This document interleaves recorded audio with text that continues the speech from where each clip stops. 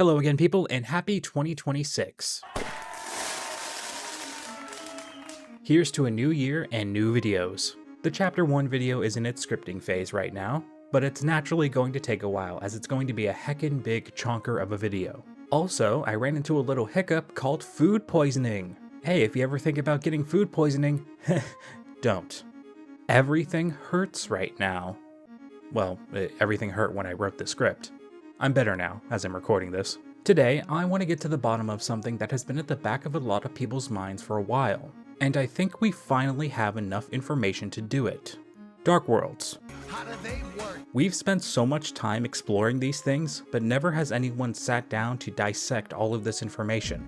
I am pleased to present the anatomy of dark worlds. Let's begin.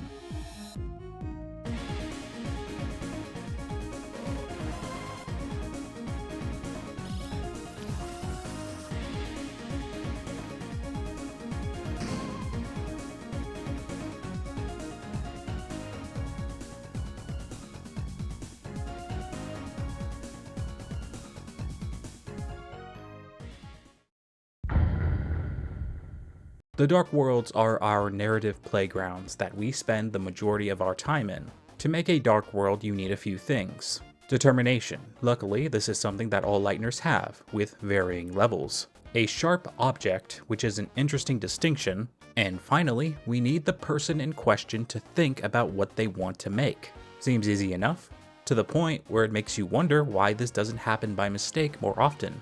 Yeah, that's what I would have did. Naturally, the answer would be intent. It seems as though to make a dark world, you need to have the motivation and the intention to create a dark fountain before you do it. There's rules to this, and we are going over every single one of them. For starters, the dark world's appearance is determined by two things: the area which the dark fountain is opened, and the progenitor of the dark world itself. The person making the dark world has a direct impact on what the dark world will be comprised of. This does have a limit, as I'd imagine if you were to go to a random place which you had little history with, the resulting dark world would not have any knowledge of who you are. And the more I think about it, I wonder if the location of the dark world matters more than anything. I mean, yes, Chris made the Chapter 3 dark world, but it was in their house, with several items from their past. No matter what, that dark world was going to have significance to Chris. Regardless, these are the defining rules which determine what lies within a dark world. I should make it a point to highlight that we do not know everything about Dark Worlds yet, but I personally think that we do have enough information to figure it out ahead of time. Every Dark World is formed from its home Dark Fountain, and considering the Dark World disappears whenever you close it, I think it's safe to say the fountain is the source. When a Dark Fountain is opened, we find the surrounding area to be changed tremendously. The purple shaggy rug turns into a field. The poster of a gigantic Ferris wheel turns into another poster of a gigantic Ferris wheel. And also a giant Ferris wheel appears out of nowhere. A Jack of Spades playing card becomes the lovable bouncy Lancer. A laptop can become the Queen of Cyberworld. Knowing what we do now, I would say we have a pretty good framework to fully understand what Dark Worlds are. Let's cross-examine every way the Dark Worlds are presented, similarities and differences, and finally reach a conclusion based on context clues and in-game exposition. Chapter 1's Dark World is unique in such that we begin in one Dark World to then move on to another to have our adventure. We start in Castletown and move on to Card Kingdom later on. But before we actually get to Card Kingdom Dark World, we travel through this strange primordial area that is just plain weird. The ground appears to be made of stone, but also seems to have several grotesque holes poking out of its walls. Weird imagery is present all over this place.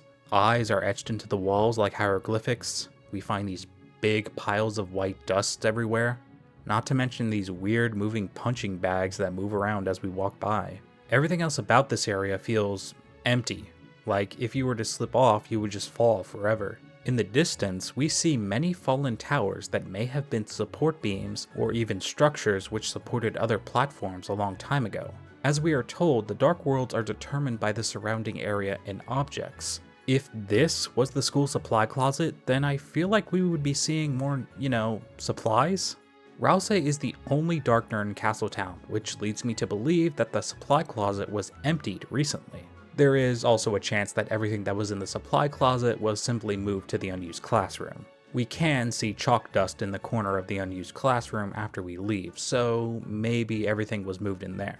Although it does imply that the supply closet was primed before Chris and Susie's arrival. The important thing to note here is that there is a space both here and in Chapter 3 that doesn't seem to be directly influenced by the light world. We'll get back to that later though. Something to note about the Dark Worlds is that there is a seemingly disproportionate amount of space which is used for each Dark World. For example, Chapter 1 is the shortest and smallest Dark World, even though it takes place in a moderately sized classroom. Even more disproportionate is the fact that Chapter 3 takes place inside an entire house, and it was only comprised of a few areas. Cyber Dark World is one of the biggest ones, and it's only in one room. Every Dark World that we have seen so far has a narrative within. There is a story or structure to the world already put into place, and it's mostly consistent. Since Chapter 1 is our target right now, let's discuss the King's narrative. The Spade King hates Lightners, an absolute pillar of prejudice towards people he most likely doesn't even understand. He doesn't attack the Lightners himself, leaving his son to do the dirty work. But really, that just shows his own inability to accomplish his goals. I mean, like, dude, if you want the Lightners to be dead so badly, you should have did the deadening yourself. Hatred like this begs the question of its source. I understand that people don't always need a personal reason to be hateful, or any reason for that matter, but the king does give a reason. The question of why stems from the king's assumptions. Not only does the king anticipate the Lightners to come and remove his fountain, he expects them to also cast the Darkners back into obscurity to soon be forgotten. Not saying he's wrong, but it just seems like he had an idea of what the Lightners wanted to do despite never talking to one in the past. The king's role to play in this story is the bad guy, so it begs the question if he wanted to be the bad guy, or was he simply programmed to do so? Another interesting detail we learn is that Jevil was the one who explained everything to the king.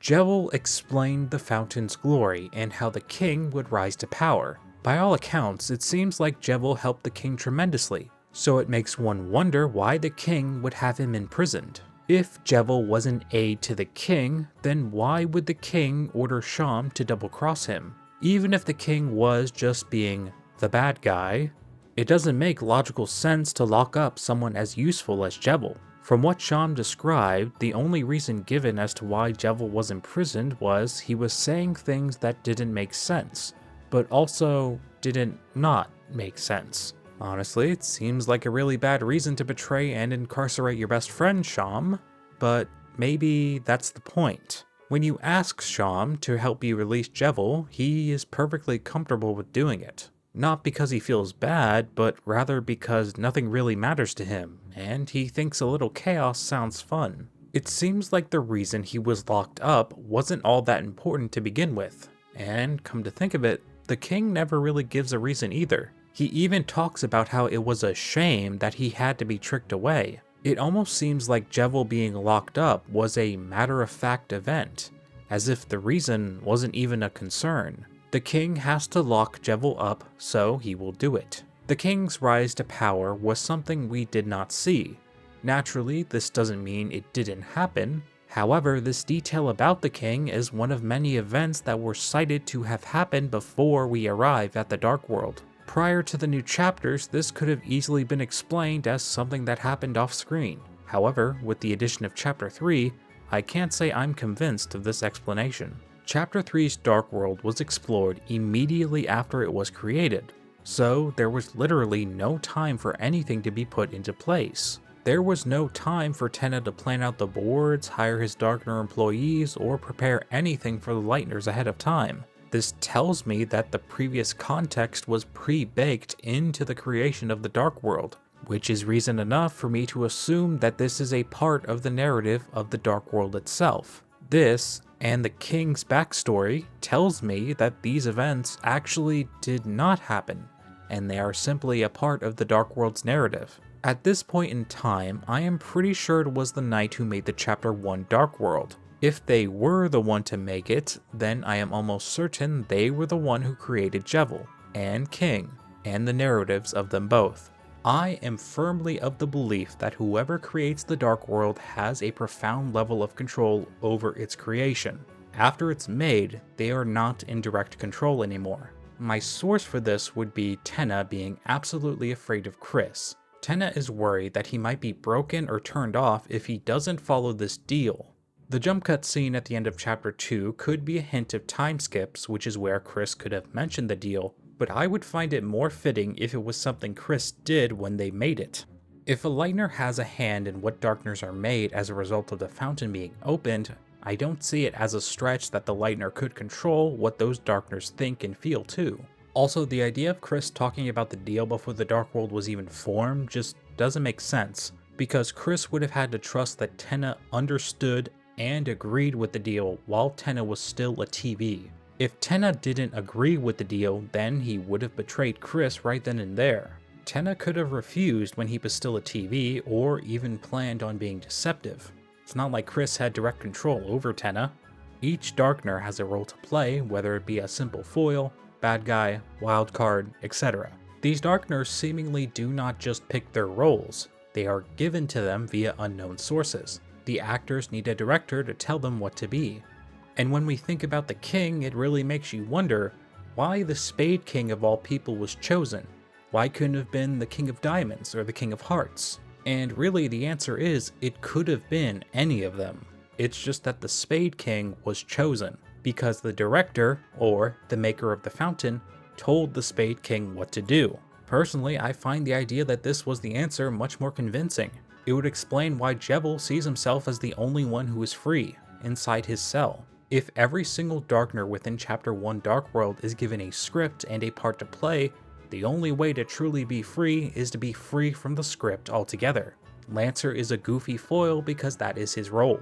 The King is the big bad guy because that is his role. Rule's card makes the puzzles because that is his role. Jevil doesn't have a traditional role in the narrative, which is why he is known by many as the secret boss. Jevil is truly the only one who is free. Okay, so what has Chapter 1 Dark World taught us? Number 1. Every Dark World stems from its home fountain. Number 2. Dark fountains are confined to a room through doors and hallways. Number 3. Dark fountains change the surrounding area and objects to then be instilled with a part to play in the narrative of that Dark World. And of course, every Dark World has a narrative that is decided or heavily influenced by its creator.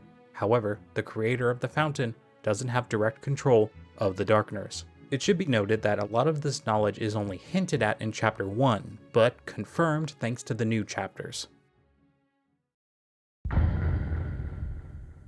When Chapter 2 rolls around, they really just start making Darkners out of anything, don't they?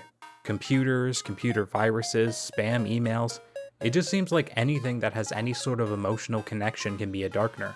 Something particularly interesting about Chapter 2's Dark World is how much of its narrative revolves around Noelle. Queen spends the majority of her time trying to capture Noelle and conform her to the Queen's robot army.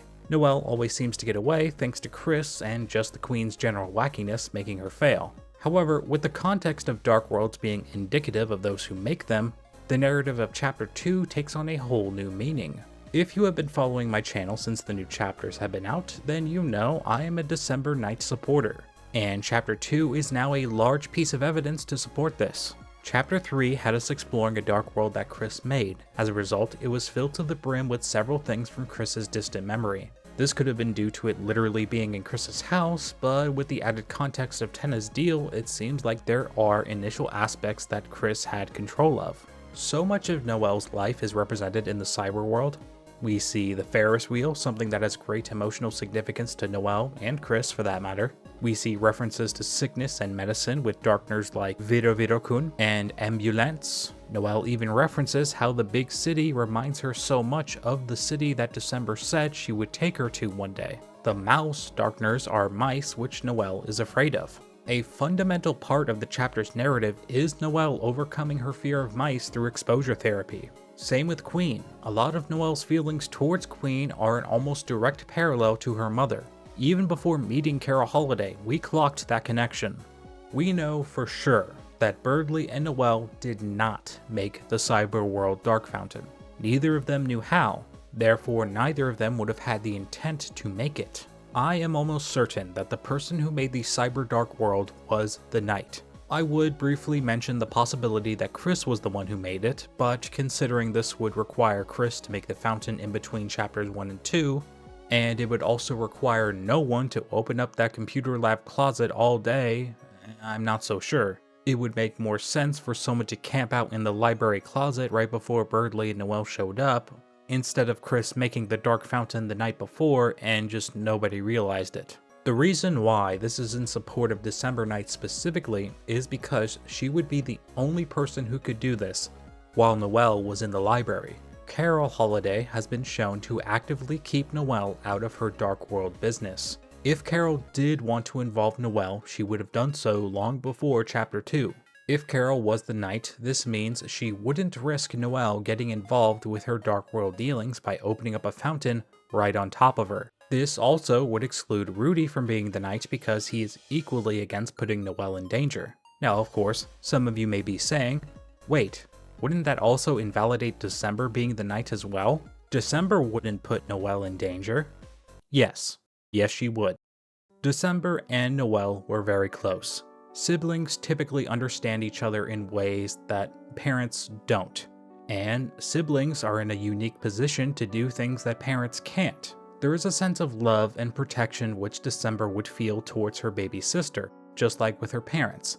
However, there is also a sense of pragmatism that comes with the reality that she might not always be there to protect Noelle. Noelle needs a push, a way to overcome her fears, and this was December doing just that. A lot of the Dark World from Chapter 2 catered to Noelle.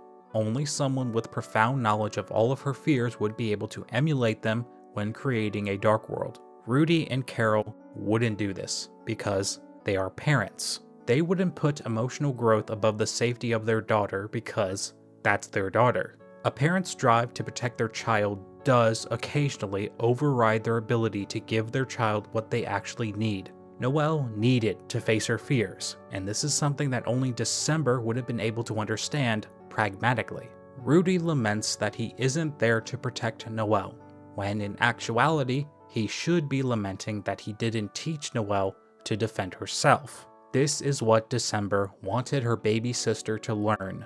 Was it a dangerous life lesson? Yes. Yes, it was. Was Noelle far better for it? Definitely. Something we have yet to touch on is how the Dark Worlds act as their own form of reality. Rousey explains this extensively in the beginning of Chapter 3, but we see the first hints of it in Chapter 2, with the transference of the Darkners from the unused classroom. In the Light World, all of these Darkners are just playing cards, dice, and stuffed animals. That is how they exist in that world. In the Dark World, they exist in their Darkner forms. New appearance, new type of existence, so it's a different plane of existence. To understand what the Dark Worlds are literally, we should pay very close attention to what they do. Now, I'm no interdimensional expert, right? But to understand this particular part, we have to talk about reality and how we interact with it. Reality is defined as the state of things as they are, rather than as they are imagined to be. Rousey explains that the Dark Worlds are not based in reality, and I genuinely believe he is wrong. Reality is an understanding of what things are in a pure literal sense. However, the understanding of what something is depends on the person. For example, if I show you this picture, there is a chance that you cannot make out the number within. If you were affected by red-green color blindness, then you would not see a number. Your reality is determined by what you see, hear, smell, taste, and touch.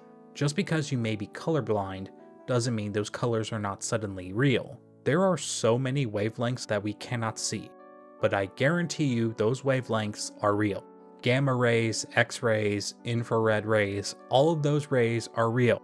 I promise you, X-rays are totally real. I am not a paid shill by Big X-ray to sell more X-rays. The Dark Worlds are real, and they occupy their own plane of reality. When it comes to hierarchy, there is our universe, the place where Deltarune is just a video game. Further down is the device layer, if you will, what Rousey believes is actually reality. And then further down, you have the Dark World layer. Now, if you want to get technical, you could just say the dark and light world layers exist on the same plane because they are both in the Deltarune video game. However, I have an answer for that, and thankfully Toby Fox did as well. In the Chapter 1 livestream a few years back, Toby made it a point to compare the dark world menu to the light.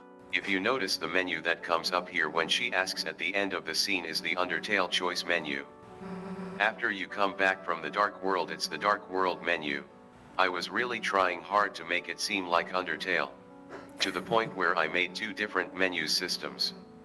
It's so subtle no one will really care, but yeah. Things like in-game menus are diegetic, so with this understanding, I think it's very fair to say that the change in menu and interface can count towards a change in reality. Different menu, different reality. Okay, so what did Chapter 2 teach us? Number 1, darkness can be pretty much anything, not just physical objects. I should remember to use this as more evidence for my Rousey is an imaginary friend theory.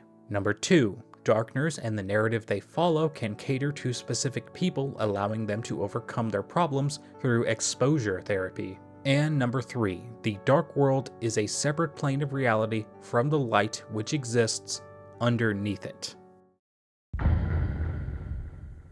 The Dreamer Dark World is a wild ride. At times it feels very uneventful, and then it feels like everything is happening at once. For the duration of your stay, you are mostly stationary, working your way through tennis boards and games. The reason why Chris opened this dark world was to stall for time and maybe live through some nostalgia. The Chapter 3 Dark World is the youngest dark world we have seen so far, being explored the very minute it is formed.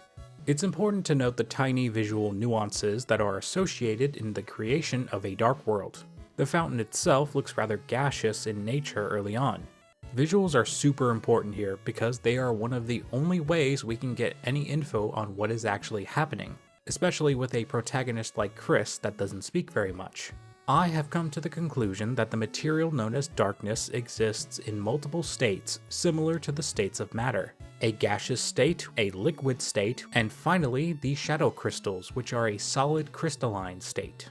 And technically you could argue that the darkness themselves are made of solid darkness. This interpretation carries a lot more weight thanks to some recent tweets made by Toby Fox. Chapter 5's development is going well, and in the meantime, Toby has shared some more future dialogue with us. One conversation in particular that has raised a few eyebrows is the one between Sham and Chris. The shadow crystals are far more than mere pieces of glass. In actuality, they contain a certain power.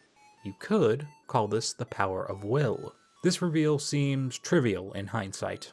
Determination has always been present in characters from Toby Fox's stories that have greater knowledge over the game world and its systems. We get shadow crystals from every secret boss, so it would seem that this entire time we have been harvesting their determination after we defeat them. Maybe it was the determination from these shadow crystals that pushed them to do what they did. If shadow crystals are crystallized darkness like I predict, then that would mean the dark worlds and the fountains which make them are made from determination itself. Honestly, it just makes sense. We already talked about how you need determination to open a dark world, so the idea that the fountains are made of pure liquid determination simply follows. Every person has a different flavor of determination, so naturally this also falls in line with why every dark world is different. Every soul has a different reason to persist. Every being has a different war to fight. Desire is dynamic, thus the dreams of the Lightners reflect this. As simplistic as it sounds, I think the idea that dark fountains are made of pure liquid determination has a lot of weight. The nature of the dark worlds are further explained in the cutscene at the beginning of Chapter 3. A lot of Rousey's perspective is charged by his lackluster opinion of himself and his fellow Darkners. He sees his world and his subjects as mere pawns to be moved to wherever they are needed by the Lightners. A direct contrary to the King in execution, but not in opinion. Rousey and the King actually share in their understanding of how the dark world sits beneath the light. However, while the King has chosen to revolt over this idea, Rousey understands and accepts it. What I want to focus on for now is the accompanying visuals. We get the hard confirmation of Rudin and Lancer being playing cards, and Queen being a laptop, but we also see this room. This room is titled Nondescript in the game files, and it also might have featured this door of eyes that seem to be an unused asset. Eyes that look very similar to the hand of a titan. Some people have even speculated that this is a sneak peek at what Susie's room looks like. As the cutscene plays, Rousey continues to explain his perspective. The way in which he describes the Dark Worlds is so fascinating to me. He poses each idea as a question, almost like a scientific hypothesis. He also, very interestingly, uses the pronoun we.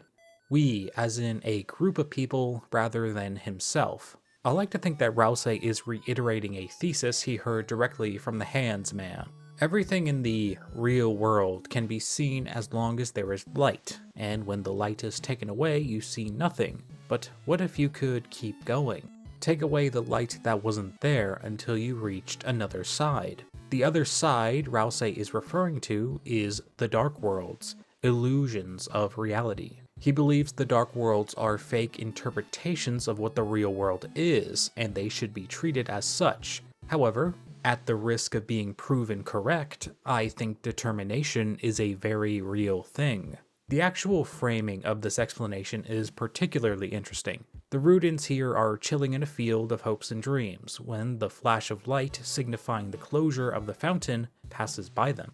What remains is the unused classroom. This cutscene shows us what we already could have imagined happening at the end of Chapter 1, but I believe the point of showing us this again is to highlight that the space is the same. We already could have assumed this, but I think it's very interesting that this cutscene is making it a point to highlight this. The space in which the Dark World resides is always the same as where it begins. Don't let the appearance of the Dark Worlds fool you. You are still occupying the same space. Now, you're probably thinking, how can the Dark Worlds occupy the same space if they are also their own plane of existence? That is a very good question, and I don't think I know the answer. But I do have an explanation that comes in the form of an analogy based upon the earlier explanation of reality. Take the number 6 and then turn it over. Now it's the number 9. So anyway, perspective is absolutely a factor in how the Dark Worlds are presented. And remember, darkness makes everything around it more indistinct. Chapter 4 actually gives us further insight into this via this specific organic. The lighting of the mind has changed. This is a roundabout way of saying that the Dark World is now altered because Susie was the one who made it opposed to the Knight or whoever. The lighting of the mind. Light also appears to be a substance in the Deltarune world. When Tenna is defeated, Rousey has a chance to speak to him. He understands how it hurts to no longer be useful, but argues that Tenna should be grateful that he brought light to the Lightners' lives. If darkness is determination, then I believe that light is inspiration. The excitement of new ideas, new thoughts, new ways to interact with the world. To an artist, this could be learning a new drawing technique, or reading an emotional storybook that gives you the inspiration to make your own story, make something entirely new. Dark worlds are like massive pieces of fiction, but you need inspiration to make the ideas. Before the creation of a dark world, we see little sparkles of light which appear around the progenitor. I believe these are the little bursts of inspiration, the light from the mind of the Lightners themselves. And this is where I come back to offer an answer to the previous question. The space in which a dark fountain is opened is the same both before and after it is closed. However, the inspiration, the perspective gained from the Lightner which opened it, changed the space. The change is obviously dependent on the Lightner themselves. The Dark World changes depending on the inspiration and the determination of the Lightner. This explains why every Dark World is different. However, it doesn't fully explain how the Dark World is its own plane of existence. My explanation for this, admittedly, is not concrete just yet, but here it is anyway. The way I see it, every dark fountain flows, but where does it flow from? What is the source? As one could imagine, the source is the Lightner, but you see that isn't really sustainable because the Lightner can just leave the fountain to flow after it's been opened. Unless this animation, which represents a flowing liquid, is lying to me, there is a source from which dark fountains flow. An ocean of darkness that is not directly sourced by the lightener. I believe there is another side, an actual other side.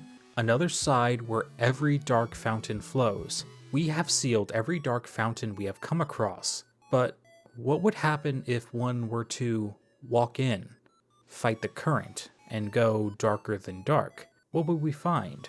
Before moving on, what did Chapter 3 teach us? Number 1, lighteners are a source of light, which is potentially inspiration for what the dark world will be. Darkness can exist in 3 states of matter, and according to this tweet, the shadow crystals are confirmed to be solid determination. And I should mention that the dark fountains themselves are not 100% confirmed to be liquid determination themselves. You can see how I made the connection, right? You know, I mean, the solid shadow crystals are determination, so the liquid fountain is also determination. That's my thought process, however, I can't 100% prove that. And number 3, every dark world is different depending on the inspiration of the lightener. The light of the mind determines what the dark world will be. We have already discussed how the dark worlds are creations themselves and how they change depending on who makes them, so we won't retread that here. I would absolutely love to talk about the limitations of this creation. What are the limitations of what a dark world can make? Considering Chapter 4, not a lot, it seems. Gerson Boom was a wonderful surprise, although I can't say for sure I was fully surprised. I always figured the dark worlds were going to have some kind of resurrection/preservation thing going on. One of the big story concerns is the question of Rudolph Holiday's health, so I always figured that a plot point would develop in such that a supernatural way to save him would present itself. Technically it has, although I don't think this solution is necessarily viable. Gerson Boom was momentarily resurrected by the Dark World's creation. His dust seemed to be conveniently placed inside of a tiny snow globe in Alvin's office. Despite being dead for several years, the Dark World returned him to his previous state with all of his memories. At least, I think so. You see, throughout the majority of our time spent with Gerson, his habit of feigning ignorance makes gauging how much he knows very difficult. A lot of his time in Chapter 4 spent rage-baiting Susie as a means to get her to learn a lesson. All of this is for her benefit, it just really isn't helpful to us who are interested to know what Gerson actually is. He's either a Darkner born from the remains of a Lightener, or a reanimated Lightener. As for right now, we will have to go with Rousey's explanation, being that he was a Darkner who paterned from the memory of a loved one. While we're here, let's talk about that whole thing. Like, isn't that such a strange thing for Rousey to say? Rousey knew what Gerson was the whole time, probably even knew his name too, considering Gerson was the one who wrote Lord of the Hammer. And the thing is, he knew exactly what Gerson was, or at least he thought he knew. He knew that Gerson was specifically a Darkner that appeared because he was a fondly remembered person. This means that the Knight, or whoever made the Church Dark World, certainly knew and respected Gerson Boom. This would evidently link the two together. The key word from Rousey's explanation is paterned, which means it was a design made from repeated lines, shapes, or colors on the surface. If Rousey's description is 100% accurate, then that means the Gerson we saw was not a one-to-one. The Gerson that we saw was in fact a Darkner that was created from the memory of Gerson, using his essence as a guide. Imagine a mold in the shape of Gerson Boom, which the darkness filled in. That is who we met. Almost a direct copy, except not the same. This is why Rousey makes the distinction that the old man was in fact a Darkner. It seems that the Dark World specifically focus on emotions. The Knight made sure to leave a shadow crystal behind so Gerson would find it. So that leads me to believe that Gerson was kept in mind for the creation of this Dark World specifically. And now I wonder, is the Knight connected to the other Darkners who had shadow crystals? I mean, if there were Darkners who actually did meet the Knight, I would wager that it would be the secret bosses. So now we know that the Dark Worlds can make darkners that were based upon lighteners with scary levels of realism. Really scary. Like, Gerson is probably in the running for the strongest darkener in the canon right now. He can phase through walls, he can recruit other darkeners, he's essentially a darkener with lightener abilities, but also darkener abilities. His only limitation is the same as every darkener's limitation, the fact that he cannot exist outside of the Dark Worlds. Rousey also made it seem like he was a very rare circumstance. From a writing perspective, this was a very good idea to highlight. It would be a little difficult to argue that there's stakes when you can just bring people back inside of a dark world. Then again, this process would only seem to work with monsters, so who knows. Honestly, I'm just glad that this distinction was made. If bringing back long-deceased lighteners wasn't enough for you, the Dark Worlds can also summon forth something bigger and more destructive. When the Fun Gang meets up with the Knight again, Susie highlights how it doesn't matter if they can beat them or not. All they have to do is seal the fountain and the Knight loses. Foiled again by those meddling kids. The Knight knows this as well, so as reckless decisions go, the Knight decides to open up another Dark World. The fountain which forms appears to be more pure in nature. It skips the gas phase entirely, and it almost looks more fiery than watery. And then at the very end of its formation, there appears to be this sense of sound deprivation. I don't know how else to describe it. It's just like the sound, it just cuts out for a brief moment.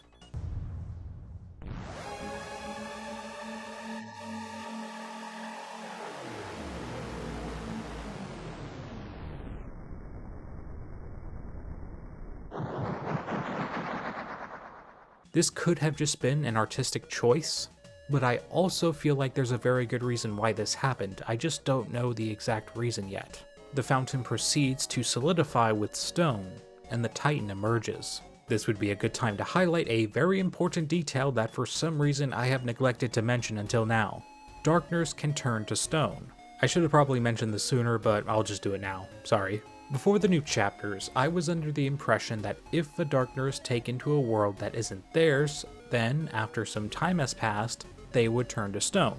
However, I now know it's a lot more complicated than that. Every Dark World has a narrative, and every Darkener has a part to play. If a Darkener loses, or does not have a role to play in that narrative, that is when they turn to stone.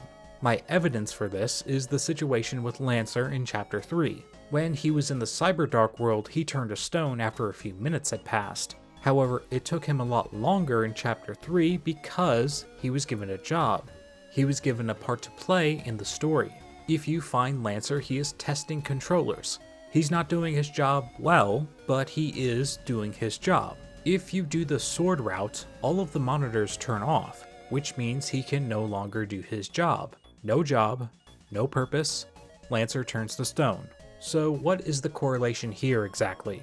As Rousey describes in Chapter 2, if a Darkener is crushed by darkness, they will turn to stone. This leads me to believe that the stonification process is a result of too much darkness, either within or around the Darkener. No purpose means the Darkener will revert back into its inanimate form, just an object with no magical darkness energy to make them move. This explains why the Titan fountain solidifies into stone before emerging. Too much darkness. However, an extra distinction is made in such that the Titan works almost exactly like a fountain. The Dark World can make things move and be alive thanks to the light of a lightener. So I think what we see happening here is what happens when a Dark World that is already opened brings a dark fountain to life. Also, brief side note, the Titan fountain looks like the background of the Gunner Maker sequence. So I have to be honest. We can only make a guess as to how the Titan summoning process works based on the visuals seen in Chapter 4. And now I have to be even more honest and say that this video has been secretly working towards a big theory that I have had for some time about the Dark World. The real Dark World. I've already hinted at this theory in the past, and now I want to advocate for it for real. The final part of this video will be me arguing for this theory. However, before moving on, let's see what Chapter 4 has taught us. Number 1, the Dark World can create a Darkener from the remains of a Lightener based on someone else's memories. Number 2, the Darkener in question will be pretty strong. sharing similarities to the Lightner in question, including appearance, memories, and character traits. Number 3. If a dark world is opened inside an already open dark world, that fountain will solidify and a Titan will break free from it. Now I'm going to state my theory and use what we have learned from our Dark World adventures to support it. The Dark Worlds that we have been exploring throughout the duration of the story are not true Dark Worlds. They are the end result of what happens when the Dark World leaks into the Light World through a dark fountain. This distinction means that there is an entire dimension to the Dark Worlds we have yet to see, and this place is most likely where the Titans live. A lot of this theory is based on how the fountains have been presented to work. So far, we have only seen a fountain opened inside a closed area, like a room or a building. When a room which houses a fountain is open, the surrounding darkness leaks into the room you are in, and presto, you are now in the original Dark World. This tells me that the Dark Worlds like to spread. If you give more space for the Dark World to take up, then it will do just that. This property of how the Dark Worlds work implies a sense of flow. There is an unequal amount of pressure inside the doorway, so when you open up the door, the pressure seeks to arrive at a state of equilibrium. The door acts as a stop or a lock for the flow of darkness. If that lock is open, the Dark World will spread further. This property seems to be limited, as it doesn't seem like the Dark Worlds can spread outside. Chapter 3's Dark World was open for some time. The fountain had every chance to leak outside, and it technically did, but not fully. This aspect tells me two things. Number 1, if there's not enough darkness, then the Dark World cannot escape the building because there is too much of the Light World acting as a barrier. And 2, the Dark Worlds need some kind of framework. The darkness from the fountain needs a room or some kind of structure to build off of. It's a lot easier to make something based off of a sound structure than to make something from the ground up. If there is no structure, then it just seems like the darkness just dissipates naturally in the Light World. You either need more darkness to overpower the light, or several Dark Worlds to increase the flow. Dark Worlds flow from fountains, which we have established as liquid determination. The Lightner is the initial creator of the fountain. Because they are the creator, the understanding has been thus far that they are the source of the determination. However, what if they weren't? If the Lightner was the source of the dark fountain, then how can a fountain continue to flow after the Lightner leaves? If the fountain continues to flow after the Dark World is opened, then just logically that would mean that the Lightner is not the original source of the fountain. They are the person who makes it, don't get me wrong, but there is an overall source from which the dark fountain is flowing. The Lightner is responsible for the initial puncture, if you will. However, after they do this, the dark fountain begins to flow. This is supported by the gaseous appearance that the fountain takes after it's created. Darkness in the form of gas is used to represent the edge of a dark world. Whenever you open up a door into a building that has a dark fountain, darkness in the form of gas leaks out. Considering when a fountain is first formed, we see darkness in the form of gas also leak out, we can assume it is the same principle. We are causing a puncture in between dimensions, causing the darkness to leak out. And because the veil is now punctured, this will cause the darkness to flow outwards. The dark fountains flow from their own dimension. A big supporting detail of this are these random areas from chapters 1 and 3. These areas look basic, generic, almost like there's barely any detail to be found. But these places are a part of the Dark World. Considering how these areas look, I can say with certainty that these areas are not directly tied in the location where the Dark Fountain was opened, which tells me that these areas were always here. You could potentially argue that this cliffs area could be something like shelves inside the supply closet, but that doesn't explain this docks area. This area doesn't look like any place from Chris's house, not even remotely, which of course tells me that these areas did not come from Chris's house or the supply closet. These areas were always here. This is what the Dark World actually looks like. For the Dark Worlds to form as we have seen them, a Lightner needs to throw in their own inspiration to guide it, the framework. If there's no framework from the Lightner, you just get generic places like this. As of right now, I cannot fully prove that this area is the real Dark World, but the visual context clues are there. Look at these symbols. The cliffs area from Chapter 1 are covered in these eyes, the very same eyes we see on the Titan's hand. I wasn't kidding before when I said these look like hieroglyphics. The Titans and these areas are connected, and we know for a fact they are formed by the same process. All of the tiny details we have gathered from the Dark Fountain visuals points towards an area we have not seen yet. A place from which all Dark Fountains flow. The real Dark World. The place where the Titans live. There is a pure Dark World that exists somewhere. Perhaps it has always existed. Underneath the earth, where the Titans sleep. This is where the Dark World exists. Even if we just pay attention to the visuals of the fountain itself, it just looks like something is leaking out. You can tell. The animation shows that there is some kind of liquid that is flowing. This implies that there is pressure from the other side. The earth itself is like a balloon. If you open up too many, this will cause too much water to flow outwards and the balloon will pop. This is the danger of the roaring, the cascade of the Dark World into the light. No more light, no more distinction between the two.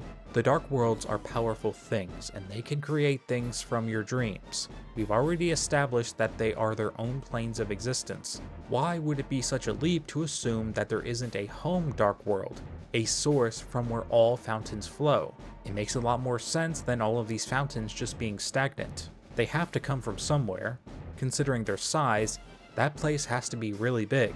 Also, we have already established that the Dark World exists beneath the light, which makes complete sense because every single dark fountain we've seen sprouts up from the ground, from down below, from where the Dark World is. Using their will, a Lightner can pierce the veil, down into the real Dark World, almost like they are poking a very thin needle into a water balloon.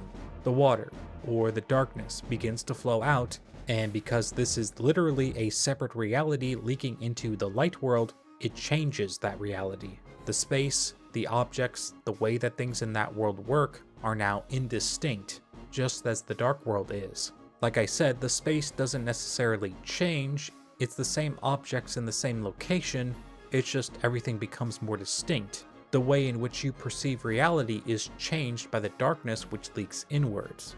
I have been wondering for the longest time, how could they ever top the fight with the Titan at the end of Chapter 4? What better way to surpass the Titan boss fight than with a 2 Titan boss fight? Okay, no, but seriously, this is where I think our Dark World journeys will take us. Deeper. Darker than darker than darker than, you get the idea. What better way to overcome the experience of fighting a Titan than to travel to their home, their ancient home? These markings on the walls were made by someone who has seen the Titans before. Unfortunately, I don't think we'll see this place in Chapter 5, but for the finale, you betcha. And I am just so curious to see what is waiting for us down there. Could it be more Titans? Could it be more Titan spawn? Whatever's down there, I'm sure it'll prove to be very interesting. Thank you all so much for watching. Goodbye. I would like to thank all of the Nighthawk channel members. Thank you Lilico. Thank you Bleed4MBG. Thank you Vantum253. Thank you Arlindos24. Thank you Kirayami. Thank you LJ Afton. Thank you Avast Antivirus. Thank you all so much.